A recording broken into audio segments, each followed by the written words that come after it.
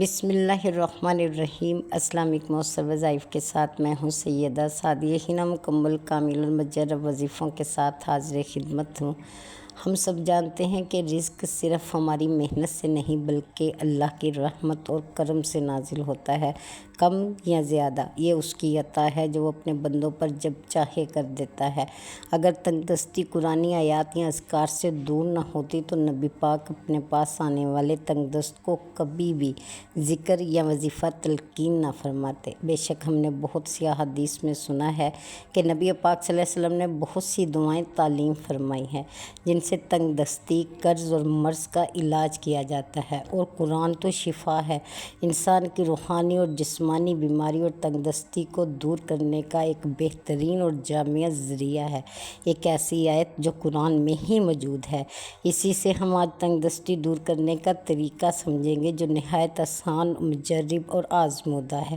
جس نے ایمان اور یقین سے پڑھا اس کے تو وارے نیارے ہو گئے، اور جو صرف دولت سے ہی نہیں بلکہ اللہ تعالیٰ نے اس کے گھر کی راحت، سکون، خوشیاں، رحمتیں، برکتیں بھی اس کے رزق میں شامل کر کے اسے بہت نوازا۔ ایسے ایسے لوگ دیکھے، ایسے ایسے تنگ دست، فقیر، محتاج، پریشان، جنہوں نے اس ایک آیت کے ذریعے سے اللہ کو منایا اور یقین کرے بے حد دولت سے نوازے گئے، آج خوشحال ہیں صرف اس ایک آیت کے وظیفے کی وجہ سے۔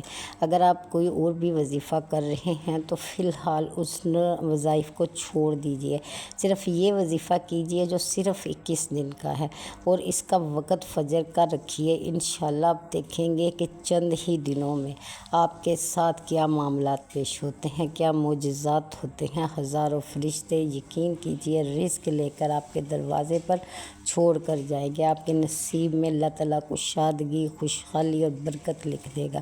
بہت یقین سے کرنے والا وظیفہ ہے، کیونکہ میں نے خود اپنی آنکھوں سے ان عورتوں کے احوال دیکھے ہیں جنہوں نے اس وظیفے کو پڑھا ہے۔ یقین کیجئے جن کے گھر کچھ بھی نہیں تھا ان کے گھر آج گاڑیاں کھڑی ہیں۔ یقین کریں اگر آپ اس عمل کو کر لیتے ہیں تو آپ خود دیکھیں گے آپ کس قدر جلد امیر ہوتے ہیں۔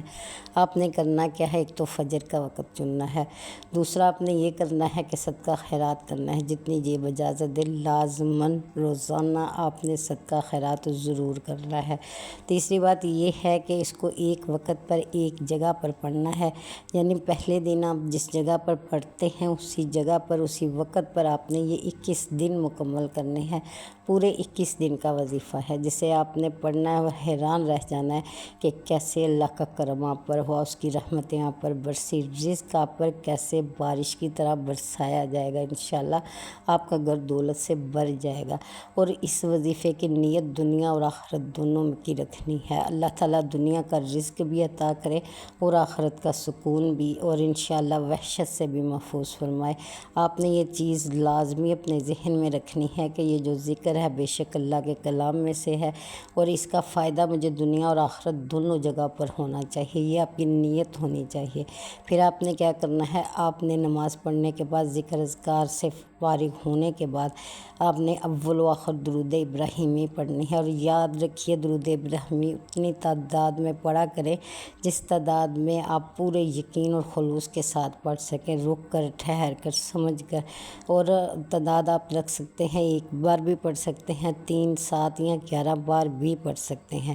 پھر آپ نے ایک تسبیح ہے، بڑی ہی کمال کی تسبیح، اس تسبیح کے اثرات آپ خود دیکھیں گے کیسے آپ کو نظر آتے ہیں۔ انشاءاللہ آپ نے یہ تسبیح کرنی ہے، یا لطیف الطف بھی، یہ آغاز میں ایک تسبیح لازمی کرنی ہے سمجھ کر کے لطف و کرم کرنے والے مجھ پر بھی لطف و کرم فرما۔ کتنے لوگوں پر کیا، کتنے لوگوں کو خزانوں سے نوازا، بے شک امیر کیا، دولت مند بنایا، گھر، گاڑیاں، سکون، عزتیں دی، آپ کو بھی ان میں شامل فرمائی جنہیں دنیا اور آخرت کے انعام و اکرام سے نوازا گیا۔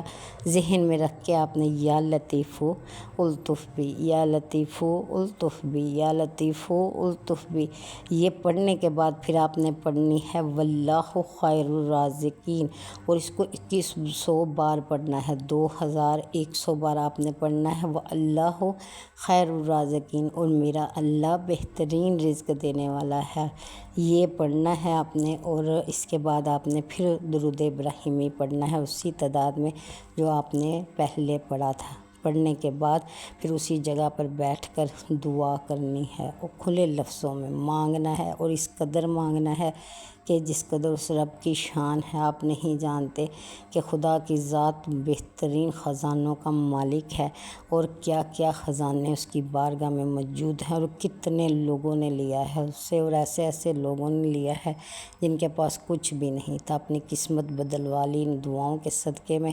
کیا کچھ تھے اور کیا بن گئے، آپ بھی ان میں شامل ہوں گے اگر دل اور یقین سے اس وظیفے کو کریں گے۔